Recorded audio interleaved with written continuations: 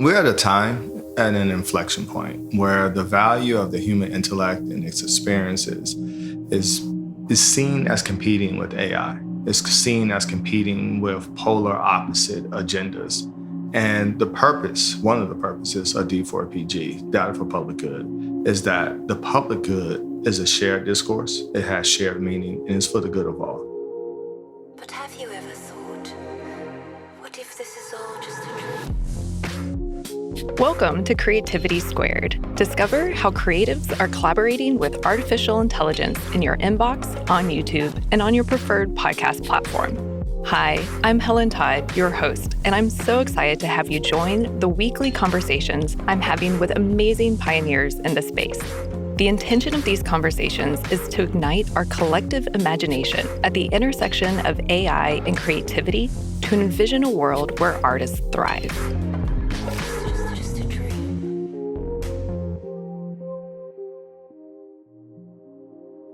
For the 60th episode, Creativity Squared has partnered with TCIA, the Twin Cities Innovation Alliance, for a special 3-part data justice series. The intention of these conversations is to invite the audience to reimagine our relationship with the future. TCIA is a coalition of cross-sector stakeholders building and developing problem-solving ecosystems in collaboration with communities. These interviews feature the distinguished speakers from TCIA's 2024 conference, D4PG, Data for Public Good. D4PG taps into the collective power of community-based changemaking through technology, democracy, and justice. The timely and important themes from these interviews include co-powering, digital justice, data privacy, AI in education, Afrofuturism, and the power of narrative for social change. Today's episode guests in part 1 include... My name is Marika Pfefferkorn. My name is Aasim Shabazz.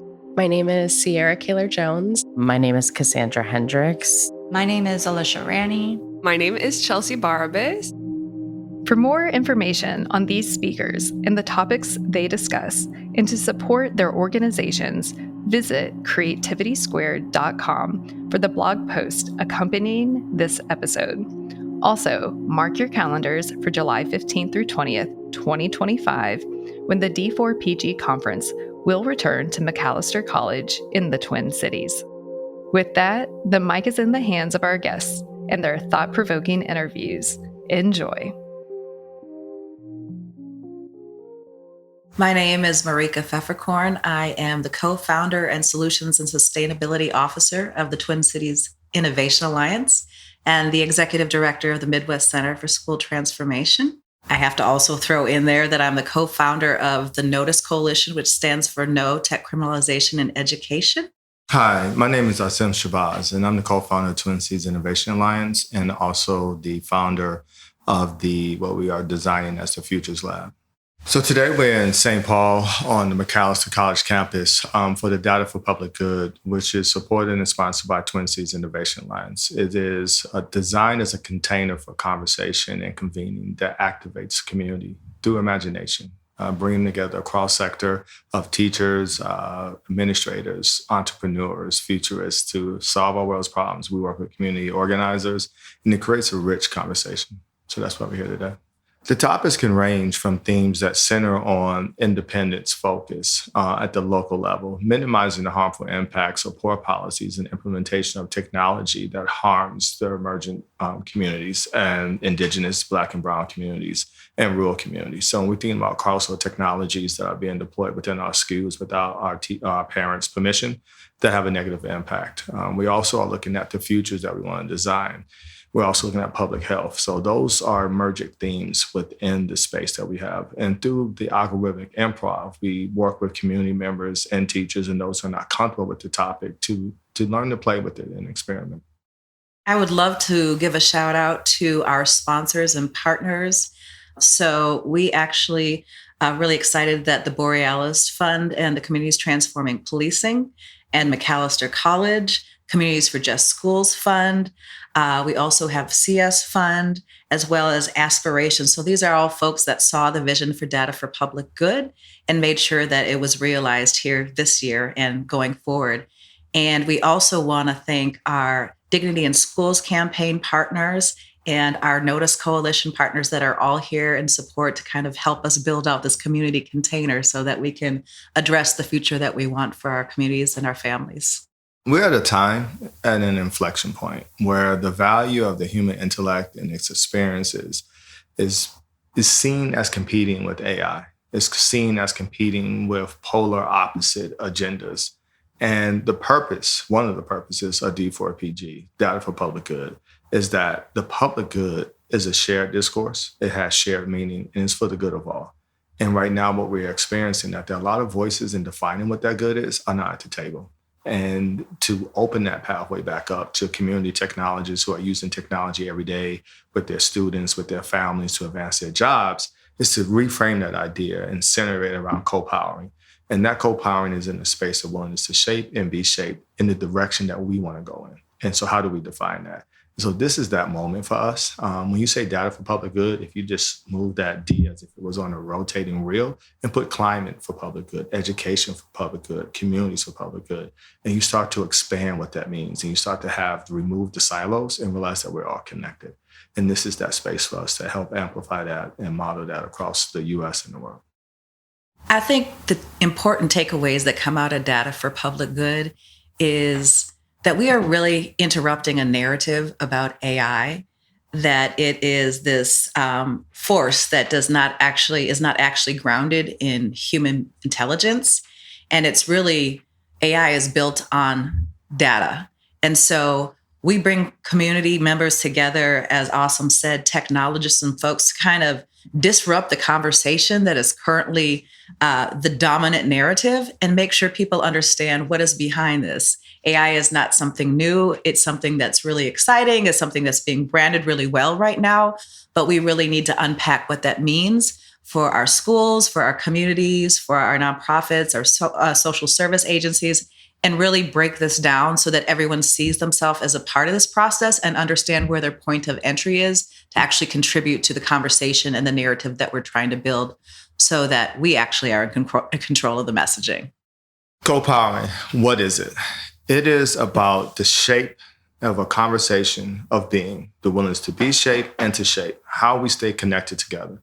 Today, we found ourselves with a lot of information that pushes us in a certain camp and that cuts us off from the whole. Co-powering is about a willingness to have a both and what about. Knowledge is concrete, but the imagination, well, it's more important to where we want to go.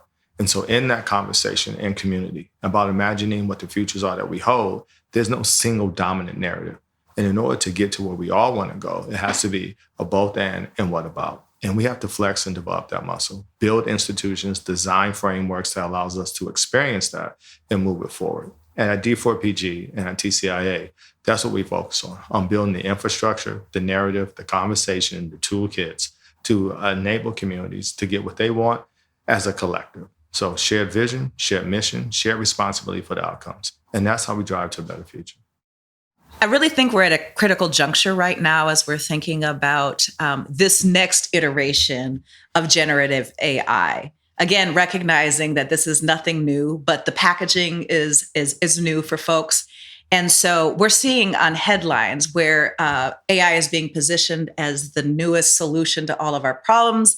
And then also it's being juxtaposed to this is the worst thing that's happened to us and it's harming everybody.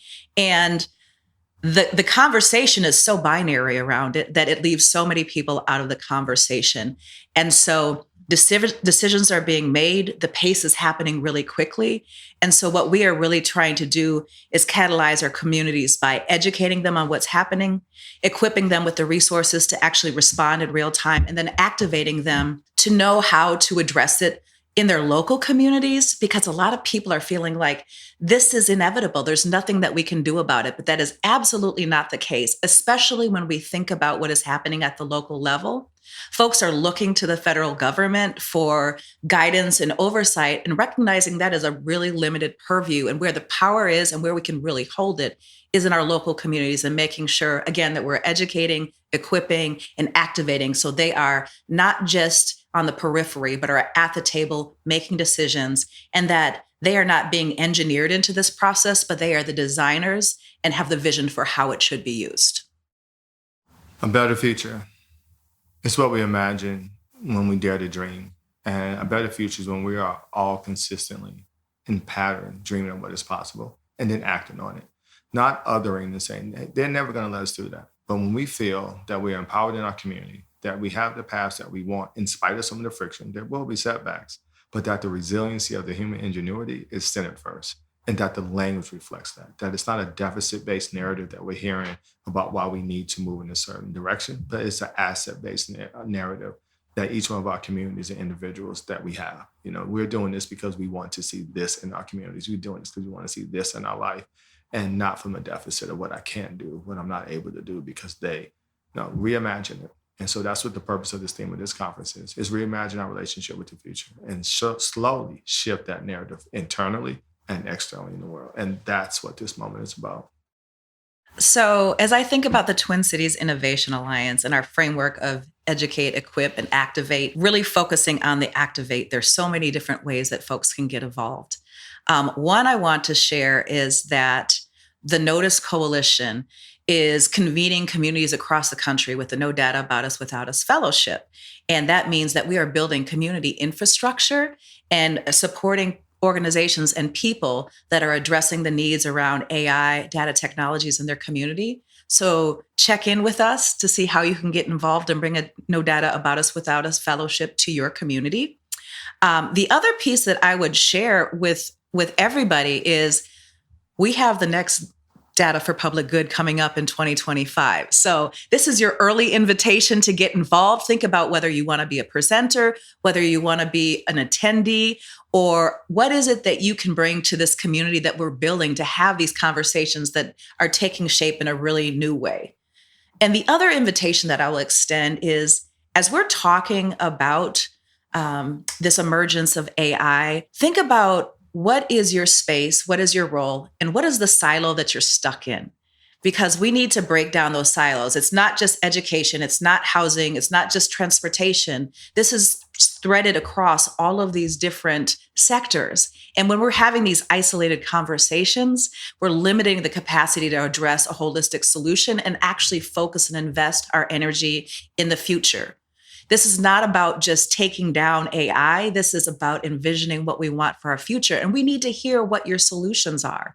And so I also just briefly want to share about one of the things that we have been investing to help support communities think about solutions. And we have the Ideathon. And so we recently had the Digital Justice Ideathon, where we bring communities together, we take them through the design process, and the outcome is their imagination is activated to think about solutions where they can plug in, whether it's at the ground level or in a collective way. There's so many different ways for people to plug in. We just need to help you find your point of entry so you can do so. My name is Sierra Kaler-Jones, and I am the Executive Director of Rethinking Schools, which is the nation's leading grassroots publisher for racial and social justice and education. I live in Virginia, but Rethinking Schools is actually located in Milwaukee, but I'm so excited to be here for the Data for Public Good conference. At the Data for Public Good conference, I'm speaking about narrative power building. How do we shift and shape some of the harmful narratives around AI and technology? And how do we build something more beautiful, more loving, more liberatory? And a lot of that is really centered in community. How do we make sure that community has the tools to be able to strategize around narratives so that we can do a both and strategy of dismantle the harmful narratives and also to build? This topic is important to me because I get so jazzed about all things storytelling and narrative power building. because I've personally experienced the power in sharing my own story to advocate for change at a school board meeting when I was a high school student. And so ever since then, we won our campaign. And ever since then, I realized that storytelling could move people. And then I started to learn more about how stories build to narratives, and those narratives shape our beliefs and values, which ultimately impacts our actions and whether or not we uphold or dismantle the status quo. I want the attendees and viewers of the Data for Public Good conference to know that we have power. A lot of the most prevalent narratives in AI and technology right now are evoking feelings of fear, because fear is actually one of the easiest stories to sell and believe. And so I want people to know that we are not powerless, as the opposition might try to make us believe with these fear-mongering narratives, but we actually can create narratives that are affirmative and provide affirmative visions for people. Let people know what you want them to do. Let people know where we're going. Let people know the vision, and start with the vision first, and let's leave the fear narratives behind.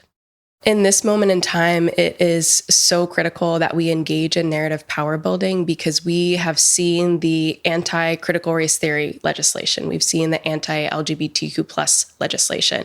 We've seen the anti-organizing legislation, all amid climate crisis and upcoming presidential election.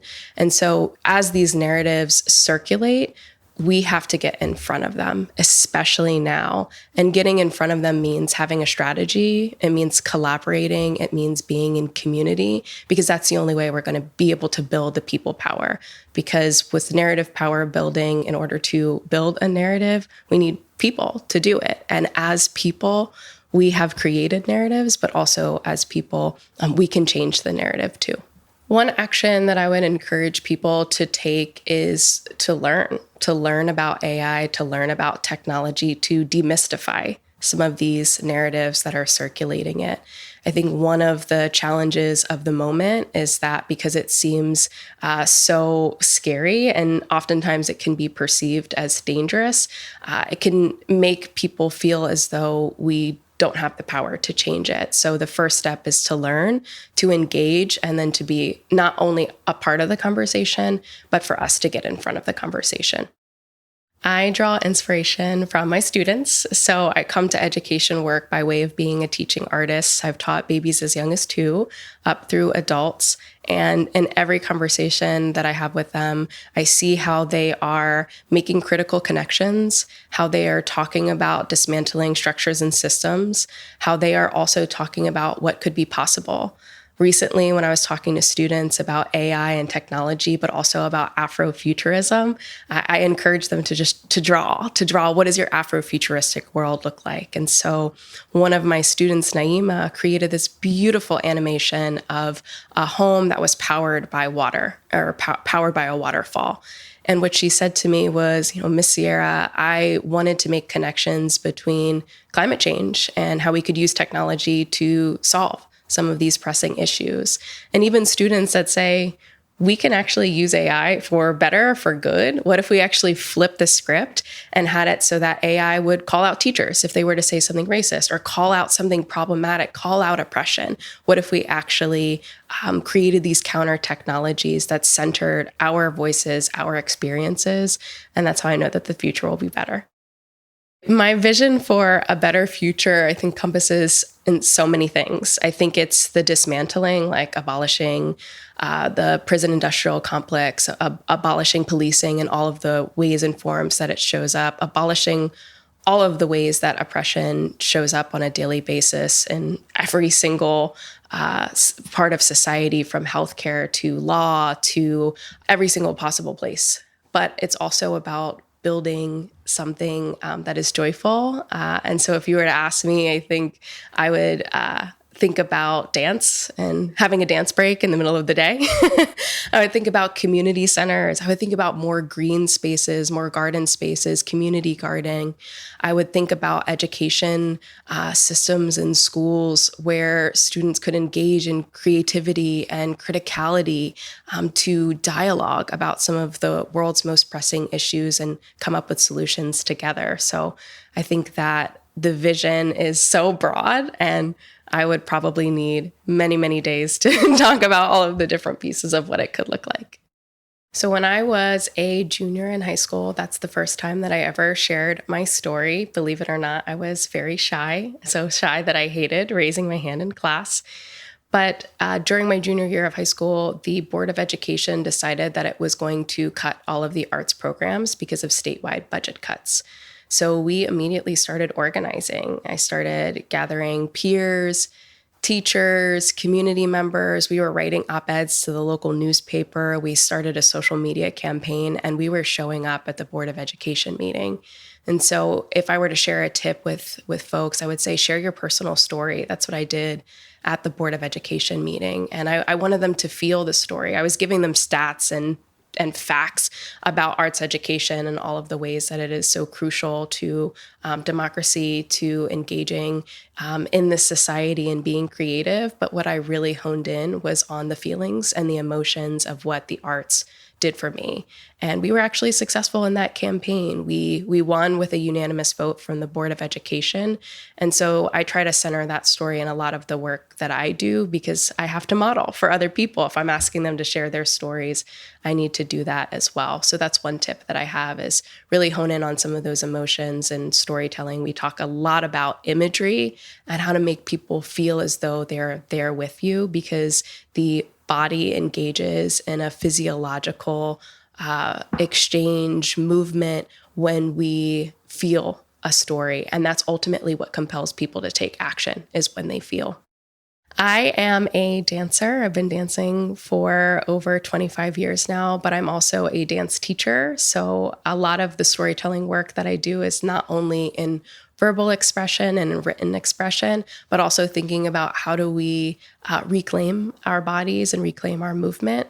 I think particularly in an education system where our bodies are policed often, especially for Black and Brown young people, how do we break out of that by knowing ourselves intuitively and being able to better understand our body? So that's something that I like to bring into every space that I enter. At our breakout workshop, one of the areas of narrative power building that we dove into was all about audience, message, value. Audience and knowing your audience is one of the most strategic ways to create narrative change. And my students roll their eyes when I say this, but you need to know your audience so well that you know what they eat for breakfast. And that's where the strategy lies, is knowing, are they a part of your base of supporters? Are they in the middle? Are they somebody that is not ever going to be a part of your narrative or not ever going to be a part of your organizing? And so when you know your audience, you then know what messages you need to tailor. And the messages need to be tailored to the audience in order for them to actually understand it. And then there's values. Values are crucial to understanding about your audience, because you want to hold them accountable to their values. If they say they value safety, well, if we're actually talking about public safety and community safety, police don't keep us safe. If we're actually talking about love and justice and democracy, well, let's talk about how we've never really ever lived in a democracy outside of Reconstruction, which is the closest thing, and they burned that all down, right? So thinking about some of these values to be able to have those conversations with the audience, because as you build and build and build and engage in dialogue is where you make that change. Right now, we are living in a moment where almost every state has either introduced or passed legislation that is banning critical conversations about racism and oppression in school. One of the harmful narratives that is really circulated is that the opposition has tried to brand critical race theory, which is an important scholarly legal theory, brand it as something that is negative. And so on our side, we are working to flip that narrative. And part of what the opposition is doing is they're using fear tactics to make people afraid of learning about the history, of grappling with things that are hard so that we can be able to dream new futures. So in thinking about flipping that, one of the things that a lot of narrative strategists are talking about is actually love, because we love people, we love a world that doesn't exist yet, and we want it to be better. But in order to do that, we have to learn the history, we have to be aware of it, because that's the only way that we're going to make change. And so that's a narrative strategy that is still in process, but I think it's one that we have to lean into because it is so connected to AI. It's so connected to technology, especially because so much of that is affecting and impacting Black and brown students. And in schools, they wouldn't even be able to teach about it or to learn about it, as we've seen many educators being terminated or being doxxed for teaching the truth about the systems that impact them and impact their students the most. I think one of the ways to continue on is to find community and to find connection. One thing that I talk to folks about often is that in this capitalist society that we live in, it's actually not structured for us to seize places of joy and of freedom and of collaboration and creativity and of rest. And so we have to rest. We have to be well because the opposition doesn't want us to be well. That's part of the system. And so when we are in moments where there's lots of struggle, we just have to be reminded that there are other people that are in the work with us. I think sometimes what makes it feel so daunting is that we might feel isolated or siloed, and we feel like we have to carry the weight of the world on our shoulders. But it's all about community and knowing that there are other people in your community that can pick up where you need to leave off, and you take breaks and you rest. And we have to seize that rest for ourselves in order to be well and in order to continue on. One of the major challenges that we're fighting right now with tech and AI is just all of the ways that it's been co-opted and weaponized against Black and brown students in particular. As I talk about schools, we see tech like coming up as a way to replace teachers, as a way to replace school counselors, as a way to replace human interactions. We also see facial recognition technology that we know includes a lot of bias. And so further criminalizing and further punishing Black and brown students, LGBTQ plus students. So we have to keep fighting some of the ways that AI is just another way that oppression morphs in different structures and systems, in the ways that it continues to get perpetuated through these technologies. My name is Chelsea Barabas. I am based out of Austin, Texas, and I work at a place called the Edgelands Institute. I'll also be a research fellow at the University of Texas in the fall, and I'm on the steering committee of the NOTICE Coalition, which stands for No Tech Criminalization in Education. So yeah, I'm here at Data for Public Good to participate on a panel called Challenging Carceral Technologies in Schools. So I'll be on this panel with many people that I work with on this coalition, the National Coalition for the No Tech Criminalization in Education Coalition. And we'll be just sharing some of the work that we've been doing across the country, helping to raise awareness and build power amongst young people and the people who care about them to resist and reimagine the role of technology in the classroom. I think this is a really important topic because, first off, technology and surveillance is something that's growing a lot in our public school system. And our public schools, I think, are an incredibly important public institution that we have, not only for preparing young people for the future, but also for our democracy in terms of just raising people, the future citizens of this country who can think and engage civically, be grounded in history and things like that. And the role of technology and surveillance in schools is undermining that, or potentially undermining public schools as a space for kind of preparing young people for the future, as well as pushing young people, particularly young people from marginalized backgrounds, Black and brown kids, neurodivergent kids, queer kids, out of school and into the criminal legal system. So this is just a really important topic to raise because of those issues, as well as seeing this as a potential opportunity to really think through the ways we could use technology differently to serve the interests and needs of those kids. I think a lot of people really are not aware of what's happening right now because a lot of the decisions that are being made around adopting a given technology are being made behind the scenes or in situations where there's just not a lot of community or public awareness. So it's not surprising to me when I talk to people and they say, wow, I've never heard of this issue before. And I think, I guess one of the big reasons for this, there are many different social factors that are shaping the adoption of this. One is narratives around safety and security that are tied to tragic events like mass shootings in schools, concerns around teen suicide, bullying online. So that's one entry point for this technology. Another one is around thinking through widespread budget deficits, resource crises within schools, and trying to figure out how do we supplement the limited resources we have in the classroom to meet minimum standards. So this comes in the form of remote teaching, online tutoring, AI-assisted education that is really trying to fill a gap that's too big to fill with just things that are not actual real humans and people who care about kids in the classroom. So that's another way this stuff is coming in. Yeah, I'd say those are the two of the big ways that schools are thinking about adopting this stuff. One example would be there is a growth in the use of vape detectors, like sensors that are marketed to detect a variety of things that are placed in bathrooms or gym locker rooms. And they'll often be marketed both on the one hand as ways of, say, for example, capturing the sound of potential gunshots or aggressive noises, but then they'll also have functionalities around detecting when somebody might be using a vape in the bathroom. And I like to use this example because, first off, usually, parents are not aware that these things are being used. But I think also it shows the ways that something might be marketed as a solution to gun violence, but then gets used in the day-to-day routines to punish kids for something that ultimately is a public health crisis and is being increasingly used. It's being here in Minnesota, where I'm from, in Texas. We know quite a bit of this is being used in Alabama. And not only that, is being connected to the criminal legal system, youth courts, drug courts that are being set up. So that's a big issue.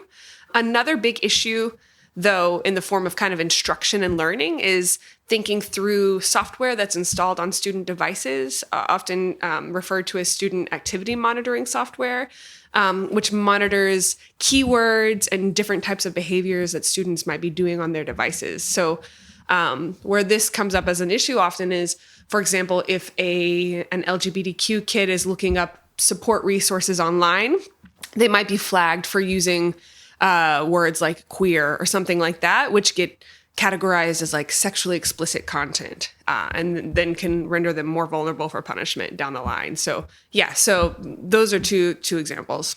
One of the most important messages for people who are starting to think about these issues is that I think especially parents and students and people who've been thinking about educational justice for a long time have an essential role in these conversations. Sometimes I think when words like AI or cutting edge technology get thrown around, people can kind of take a step back and think maybe I don't have the expertise to have input in this conversation. And I would say that's absolutely not true. And actually the people whose voices need to be heard the most are the people who have direct experience with these things, as well as people who can help us contextualize these technologies within much longer histories of issues we've seen in the public school system, such as the school to prison pipeline. So this issue is important, especially right now, I think, because I think there is growing awareness across the country that these technologies are being used, and there are connections being made, both cross-generationally between parents and students and teachers, but also across different school districts and different cities across the country. So through the Notice Coalition, we're really trying to build a network of people, not only to raise awareness, but also to support ongoing grassroots efforts to raise important conversations around this topic. So I think this is a moment of opportunity more than anything else to not accept this stuff as inevitable, but really enter a conversation to change the trajectory of how things are going. There are a few really great first steps that people can take to get involved with these issues. I think at the local level, attending a school board meeting and starting to ask questions is a great starting point. School boards are often the place where these things do happen. And they're a great place to just start to learn what technologies your school has adopted, how much they're spending, things like that. If people are interested in getting in a conversation with a broader community, they can reach out to the No Tech Criminalization and Education Coalition, the coalition that I'm a part of. We're online. You can find us there. And we will be doing programming, workshops, just to bring people in and support them however we can. So for people who do attend a school board meeting, I think a great starting point for this is to ask some questions you can ask about specific technologies. So for example, if your student has a school-issued device, we could ask questions around what types of software are installed on my student's device to monitor their activities on their devices. What types of software are installed on their devices to prevent them from accessing certain kinds of content. Another important question is asking what data is being collected about my student and with whom is it being shared. In many places, we found that school districts are also sharing information with law enforcement agencies, and that's been a big starting point for mobilizing people around these issues. So asking, does my school district have a data sharing agreement with the local police department is another great question. And then a last question can be around just the budget. How much is our school spending on student support services like social work, counselors, things like that, versus security, hardware, and software, policing, and things like that? I've never seen a school district that spends more money on social work than they do on surveillance and policing. So I think that ratio is always important to look at and to be working towards reversing that trend. No technology is inherently bad or harmful. And I think that that's actually what's exciting about all of this, is that technology is a terrain for us to negotiate how we want to relate to each other, how we want our institutions and organizations to treat the people that are a part of it more than anything else. And so I see AI and technology in general as a terrain for negotiation and a place for us to think about these bigger issues of how do we want to treat one another? How do we want to break cycles of discrimination or inequality and think about forging a different path? So that's what excites me about technology, is I think it's a space for opportunity more than anything else. That often starts with naming the risks and the potential for harm, but I think that can easily transfer or translate over to a conversation around how we can do things differently. I think ultimately we're working towards a world that will equip the people who have historically been the targets of technology to be the users of technology and the builders of technology that serves them and their interests. So the work of the people at this conference, I think, is really all about that, not just bringing people to the table, but convening different kinds of conversations and equipping people not only with the hard technical skills, but also the capacity to imagine a world that looks very different from the world we're in now, so that we can combine those together to build and use technologies that center their experiences. If you want to learn more about me, you can find me on my website, which is chelsbar.com. And if you want to connect with the coalition, you can find us by Googling the No Tech Criminalization and Education Coalition. Our website is housed on the Twin Cities Innovation Alliance webpage, so you can go through there to find out more. My name is Cassandra Hendricks. I use they, them pronouns. I work at MAC, Metropolitan Alliance for Connected Communities, and I'm a data consultant on the data services team. Grew up in Wisconsin, but have been in Minnesota for well over a decade now. And my name is Alicia Rani. I use she, her pronouns. I'm the Vice President of Data and Evaluation at the Metropolitan Alliance of Connected Communities, MAC. I am originally from Florida, but I've lived here in Minnesota and Minneapolis for about 17 years. So today we are here at Macalester College at the Data for Public Good Conference, and we are here to speak about data justice, introducing our lens at MAC as sort of adding to the ongoing conversation of what is data justice, what does that mean, and our organization focuses on what that means for human service nonprofits. Data justice to us is both looking at all of the data that is collected by human services, nonprofits, typically stipulated by their funding requirements and stuff. So, if you go in and you need a bag of food, you might be asked your gender identity, your name, the race of all of your kids, birth dates. Like, our lens is questioning that and pushing back on the requirements that end up falling most heavily on poor people. And we see that as like an extra tax on them. So we want people to both be like thinking critically and advocating where we can to push back on those systems. I would add that data justice is really focused on the use of data and asking ourselves, well, what is this used for? How can this be of service to the communities, to the work that we do, to further understand the challenges and problems that we face as a society? We take two main assumptions, or just the key talking points from our presentation today, is that like all data should be useful and all data have costs. And that it's really important to weigh those two key aspects in all of our work, so that way we are not, I think like what you were sharing, Cassandra, is like we're not, wasting time, energy, and resources and causing harm for something that's going to get shelved, for something that's just there to check off a box, for something there that's nobody's really actually ever thought about, well, why are we collecting this information? We don't know.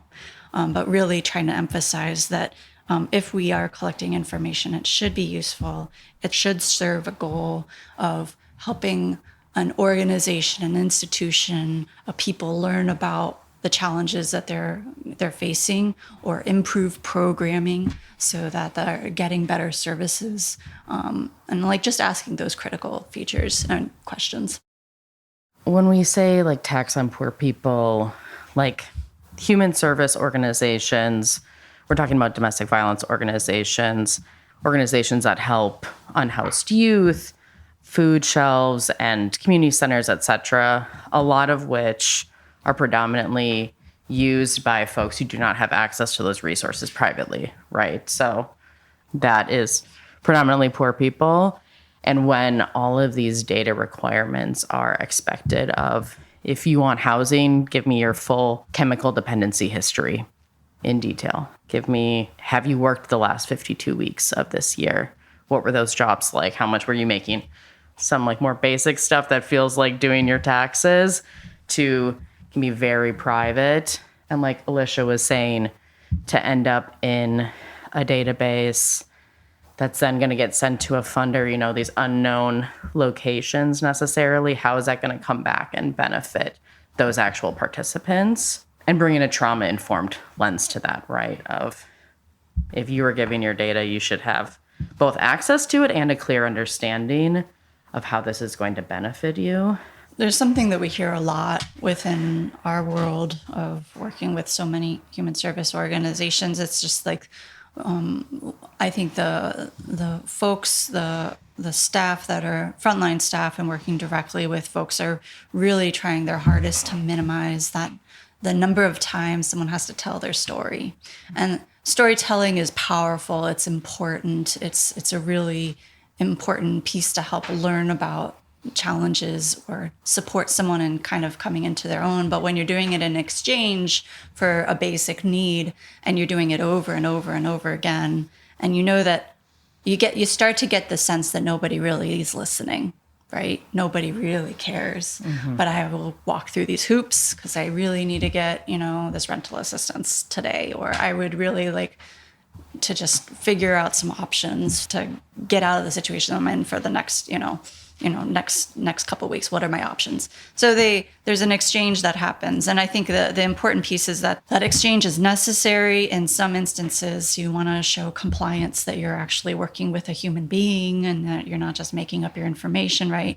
But there should be something that goes beyond that. And then if it is just for compliance, then what is the bare minimum that should be requested of an individual to be able to show compliance that you did X, Y, and Z? And then what are the other parts that would be supportive to help them really gain autonomy and independence and choice? And then lastly, most importantly, and you alluded to this, Cassandra, is just like the importance of consent. And consent is so important. And we don't, in the United States, I think we're still at our earliest time frame of understanding consent. Everybody likes to talk about HIPAA. HIPAA's fine. How many HIPAA, consent forms have I filled out in my just doctor office and going to here? Yes, I'll sign that and fill that out. But what does it mean when we're providing our data to just anyone? I mean, and this reaches out and this is where that sort of overlap of the rest of the sort of data justice ecosystem sits with this, is that whether it's an algorithm or AI or social media, we have gotten into this practice of giving our information away, and we don't know where it goes, but we definitely know it does often and sometimes does not end up in the places we want it to be. And that's something that we're investigating at a micro level, I would say, macro level, depending on how small you want to put human service nonprofits. But it's something that in this sector over here, we're looking at and investigating and saying, we should do, what are the ultimate best practices that we can push forward as a sector and really elevate that, and then bring that forward from a human service nonprofit sector, not necessarily someone swooping in and saying, hey, maybe you should do it this way. And we're like, okay. But we're really trying to think about, well, all these folks have been working in the field, doing their work for decades, some of them, and they know what's best. There's a lot to learn. And I think that they know when there's this feeling of trauma-informed practices, and then collecting an inventory of information before you can even have a conversation about what they've showed up for is not a trauma-informed practice. And so we're just sort of thinking about that in ways in that we can bring that up and help build more partners and practitioners and bring along the larger institutions who are often asking for the data, into this conversation. And that's, I think, ultimately where we're getting to today. But we're just doing an introduction to data justice today and building sort of an understanding of what that looks like and how it shows up into nonprofit human service organizations today. Yeah, and one thing I would love to add is that we have seen good models of, there's an organization, for example, that has a survivors council made up completely of folks who have done or experienced sexual exploitation. They've done some type of sex work as youth, and inform what the intake looks like for that organization. And some of, working with funding requirements and stuff, but looking at the language that's used, how is that interview conducted, et cetera, informing that process. And that feels like a peek into what's possible, but is certainly not standard across organizations at this point. We've talked a bit about what is data justice, and that's hopefully they're walking away with an understanding of what that looks like and how that shows up in our ecosystem, and maybe also coming away with ideas and maybe just a thread of inquiry into the avenues in which they're coming across similar practices, whether it's in a nonprofit human service organization or at their university or school, or maybe they go and they find themselves in philanthropy or in government. You can take this same line of inquiry into all of these different sectors and ask the same thing. Well, what is this data used for? What purpose does it serve? What are the participants' experiences as they are giving their information away? How is this being used? What decisions get made as a result? What actions are taking? And if they get to the decisions, actions, or we don't know, and the answer is I don't know, or we've just always done this way, we hope they maybe come away with some sense of an empowerment that says, well, maybe we shouldn't collect it.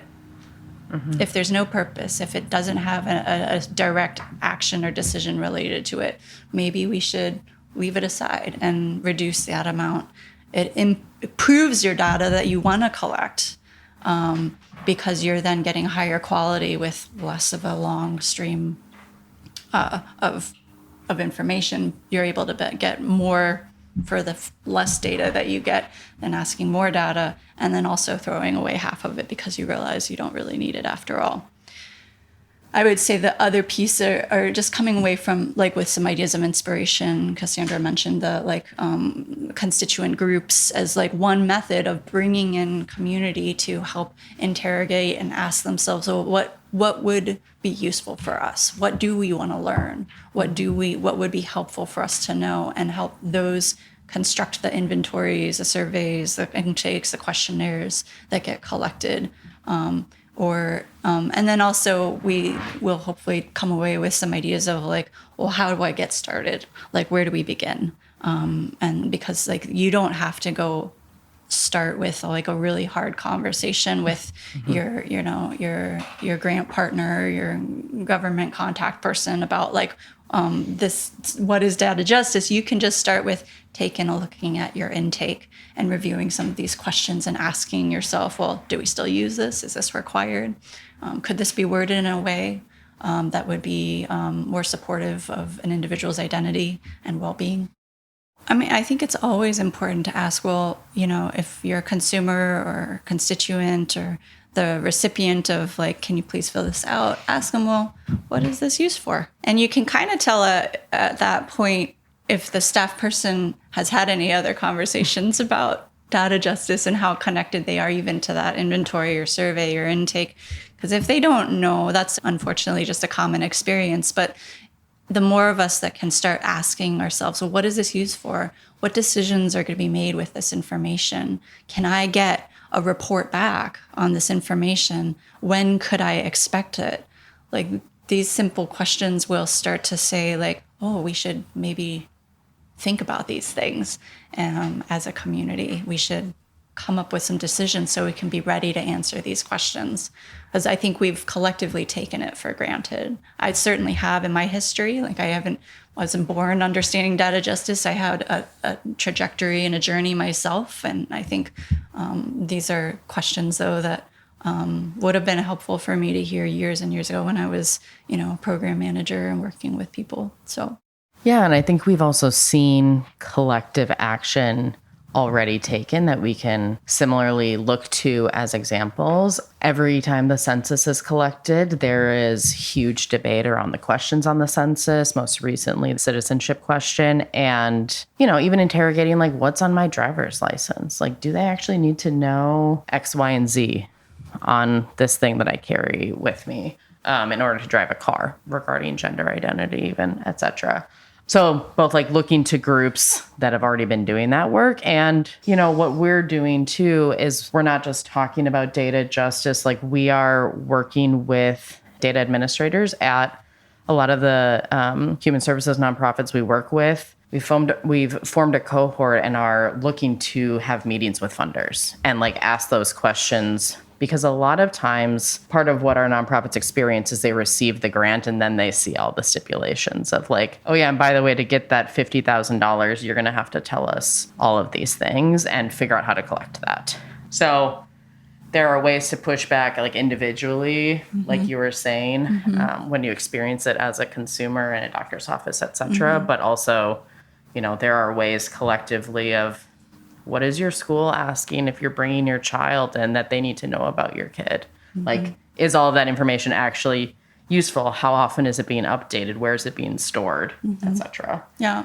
And when you see industry leaders that are actually doing good work, I think that movement around trust-based philanthropy, movement around offering more Gen Ops funding, I would love to see more folks in philanthropy just elevating like general organizational evaluation practices instead of a structured specific report back. They're like, well, if a portion of your funding goes back to the organization for evaluation, let that organization tell you what they want to learn about their work, but let all of the funds collectively help them do that work, not just do 1,500 different ways of learning about one specific thing that one funder is interested in, but use like sort of a Gen Ops model for evaluation, learning, and storytelling, so that way human service nonprofits can sort of focus their efforts. And we're seeing some of that. And so as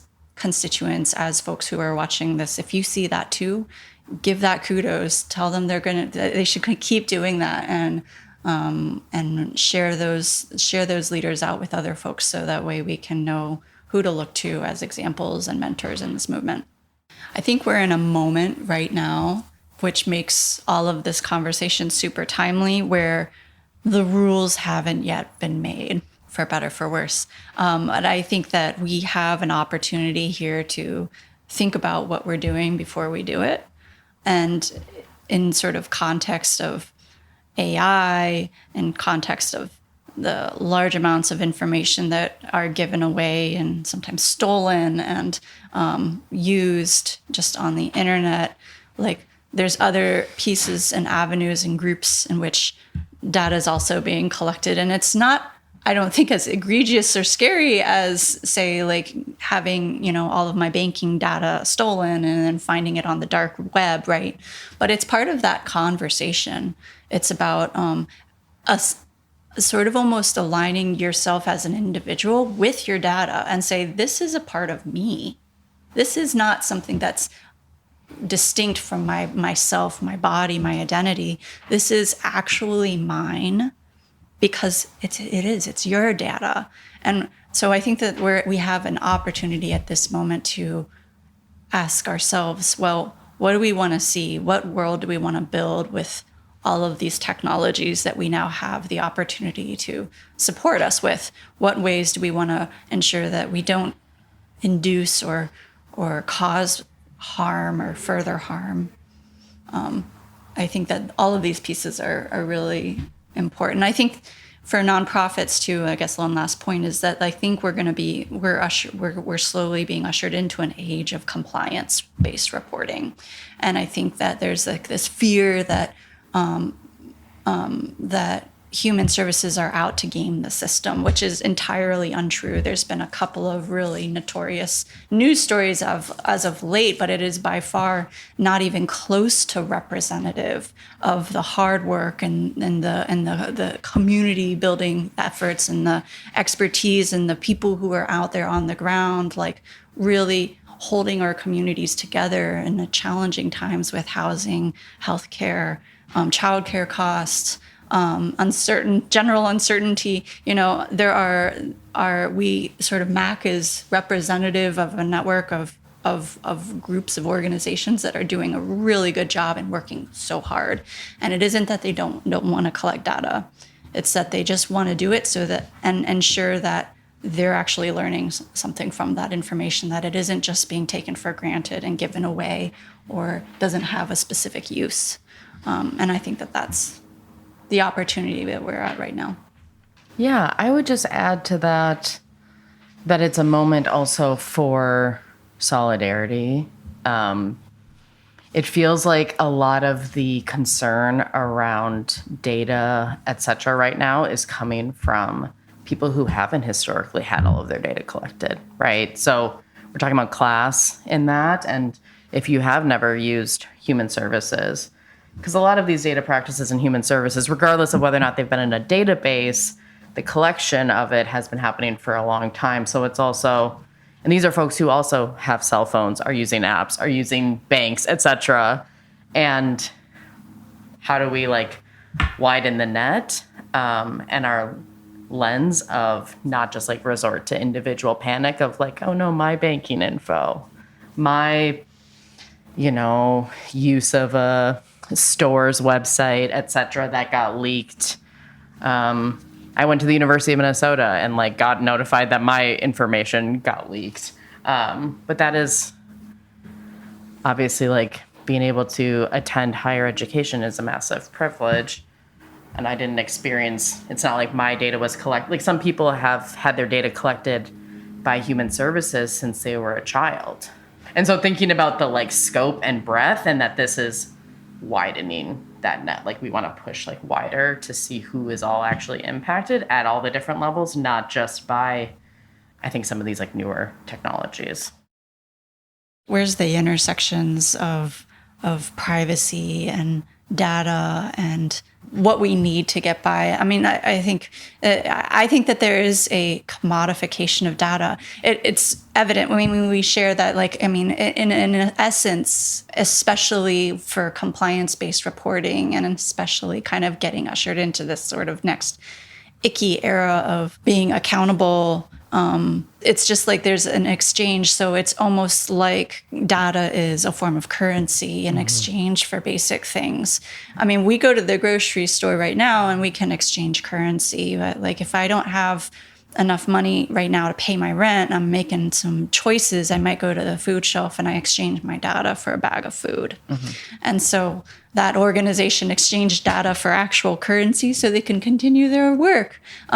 And I'm not saying that there's anything wrong with compliance and accountability. I think that that is important. I think we just need to be specific and thoughtful of how much is necessarily required. And I think going back to your question, though, of like privacy, I think that, yeah, we don't, that needs to shift. And it isn't something that gets talked about as much here in the US as it has in Europe and other places around the world. Like that's where, I mean, I was first found the concept of data justice was not in the United States, but it was in Europe, and it was like off of data justice website focusing on AI and social media and our data there. But I think that there is like an importance of like understanding data as an extension of who you are and that you have a right to that information.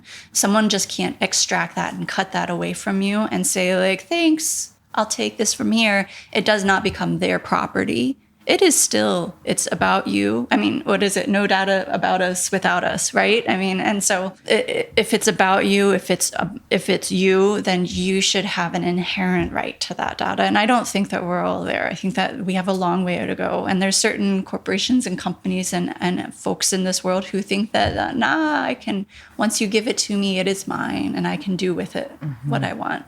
And I just, I think that that's a fundamental framework that we need to push back against.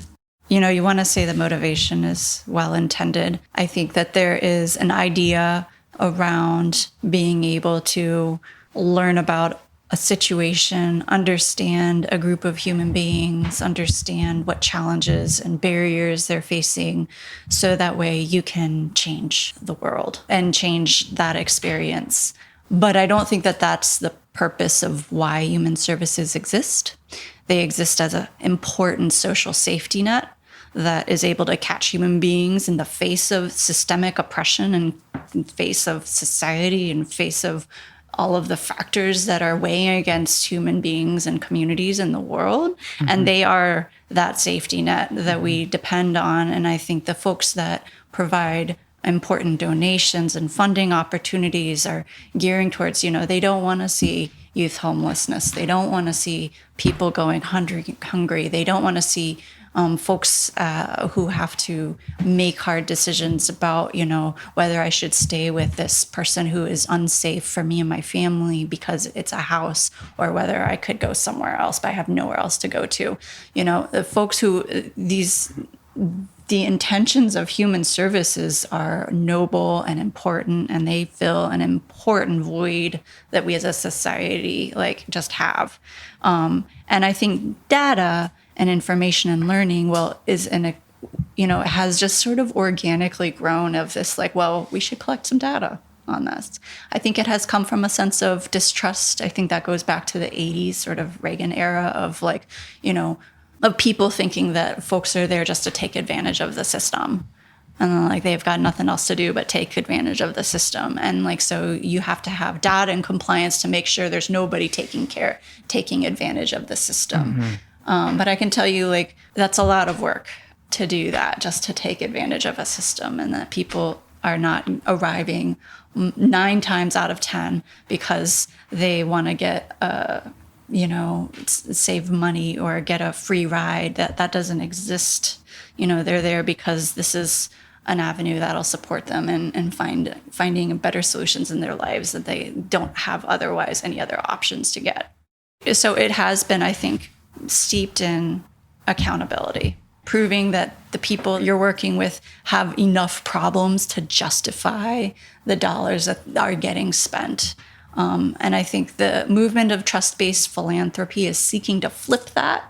And that data justice is part of that conversation there of like, we actually trust our human service organizations with the resources to make the decisions about what programming they think is most necessary to have. And I think we can also trust that if they had the resources to funnel all of that information into real evaluation and learn about what ways they could improve their programming. Like there was a question, I think, from the last Data for Public Good conference that has stuck in me. It wasn't a question, it was a statement, but the group that was on stage had shared that instead of asking the participants what barriers they face in life, they asked their participants, well, what barriers do you see in our programming that help you, that are keeping you from succeeding? Because we all have barriers and challenges, right? But like, what are those barriers in programming and services that are keeping you from succeeding? If we could invest all of that time, effort, and resources into that, we would have some of the most amazing programming out there. I mean, it's still amazing, but it'd be even better, I think, in terms of being able to have that understood. And then how can we shift that back to the community, so that they can have a piece of that as well? Just because you can collect it doesn't mean that it is useful. If you could collect more data doesn't mean it would be helpful. Just because it's a new shiny AI that can look at your data in new ways doesn't mean it will actually improve your programming. And so I think as we've had more databases, as that's become more of a practice, especially in human service organizations around the world, right? The idea is well, we should collect more. We see a virtual buffet of data collection points that we could possibly ever ask. And if the answer is well, it could be useful maybe in the future, that's not good enough. That is not good enough for right now. And I would just add that the government entities that fund so much of this, right? Because when we talk about funders, we're talking about the government, whether it be county government, state government as a huge piece of it. Those offices also have to constantly defend the amount of funding they have. Human services are incredibly politicized in the society we currently live in. And there is the idea that the more data we have, the more storytelling we can do, then that'll keep us securing the funding. And we don't do that with a lot of other sectors. And it is a very big question to push back on all of us of why do we make people who are in crisis and in need defend that need? My dream, and I think I've alluded to this a little bit, is that nonprofit human service organizations get funding to invest in their data collection practices to ensure that it's useful and being used, and that they have potentially funding and resources to be able to bring together their constituencies and their communities that they're working with to be informed, to educate themselves about the challenges and issues that they're up against, and bring forward ideas that are that could be supportive to that programming. And that potentially, the future human service nonprofit is getting paid for all of the different avenues of work that help meet their mission. And then there's a source of funding that ensures that they can do an organizational evaluation that's not being split, sliced, and diced apart into 500 different funding streams, which is the current case, and then retranslated and reinterpreted to meet this funder need and this funder need and this funder need and that funder need. But and then they don't. That's where all of the time, energy, and resources is going right now. In the future, I think it's where they can be able to have this is our organizational report. All of my 50 funders here. This is the report I did. I'm not changing what we did just for your eyes, but thank you for your funding. So you made our programming work this year, and this is what we did with it. This is what we learned. This is what didn't work. This is what we're going to change in the future as a result. That type of learning is such a privilege to be able to do, and doesn't happen enough right now. But in the future, I think that's a place of where data justice is. Yeah, thank you. I would just build on that. And when we talk about direct human services, we're talking about care, right? We're talking about you're fleeing a situation and like you need to receive care in like facing that crisis. And that care is childcare. That care is like having one-on-ones with someone who can like talk with you, therapy, etc. All of those things. And we're talking about all of these different spaces for people to receive care around their basic needs. And what I would love to see is that we get back to that vision and fund it fully, and that it's trust-based, like you're alluding to. Like, what if we trusted our case managers that they had the conversations they said they did, and that the participants are who they say they are, that they are experiencing what they say they're experiencing, and that, you know, what we see currently is so many organizations, like the data is like a curmudgeon-y, like, ugh, and then I have to like go do all my case notes and I have to like put all of this data in about these people. Like, no one goes to school for that. No one is like excited about doing any of their social work, like that piece of it. But it could be. It doesn't have to be that. Like, what if it was actually really exciting to see, and there was autonomy in that. I think that the like curiosity and like getting back to the vision of, well, what is all of this for in the first place? And like refocusing all of us, because like, what if all of that sprawl that you're talking about of like the compliance reports have to go to someone who has to look at it, and that's an office, like those resources could be going elsewhere, right? Like those resources could actually just go to the work, go to participants, go towards housing stabilization. So if you want to learn more about this important work, I think folks can check out our website. We're at mac-mn.org. You can Google data justice and MACC, and you can get brought to our data justice page. And then we are going to be having a week of action this September, Data Justice Week of Action, with TCIA and MAC are co-sponsoring this through our Data Justice Futures initiative. And we'll be having website information go live, I think, in the next week. I don't have a webpage for you just yet, though. Yes. And on that will be our data justice report that we're releasing as well. Thank you for spending some time with us today. We're just getting started and would love your support. Subscribe to Creativity Squared on your preferred podcast platform and leave a review. It really helps. And I'd love to hear your feedback. What topics are you thinking about and want to dive into more? I invite you to visit creativitysquared.com to let me know. And while you're there, be sure to sign up for our free weekly newsletter so you can easily stay on top of all the latest news at the intersection of AI and creativity. Because it's so important to support artists, 10% of all revenue Creativity Squared generates will go to ArtsWave, a nationally recognized nonprofit that supports over 100 arts organizations.